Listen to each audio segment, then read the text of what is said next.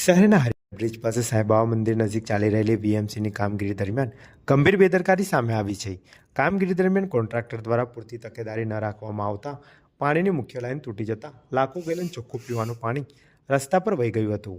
Line તૂટતા જોતજોતામાં પાણીના જોરદાર ફુવારા ઉડ્યા હતા અને મુખ્ય માર્ગો પર નદી જેવા દ્રશ્યો સર્જાયા હતા. માર્ગો પર પાણી ભરાઈ જતા વાહન ચાલકો તેમજ રાહદારીઓને ભારે હાલાકીનો સામનો કરવો પડ્યો હતો.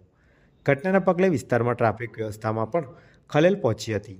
પાણીની મુખ્ય લાઇનને નુકસાન પહોંચતા હરિનગર સહિત આસપાસના અનેક રહેણાંક વિસ્તારમાં પીવાના પાણીનો પુરવઠો ખોવાઈ ગયો હતો.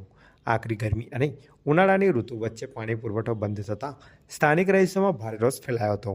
લોકોએ તંત્ર અને કોન્ટ્રાક્ટરની બેદરકારી સામે આક્રોશ વ્યક્ત કરી જવાબદારો સામે કાર્યવાહી કરવાની માંગ ઉઠાવી હતી.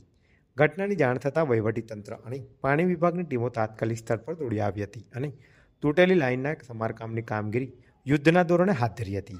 અસરગ્રસ્ત વિસ્તારોમાં પાણી પુરવઠો શક્ય તેટલી વહેલી તકે પૂર્વવત કરવા માટે તંત્ર દ્વારા પ્રયાસો હાથ ધરવામાં આવતા હોવાનું જાણવા મળ્યું છે.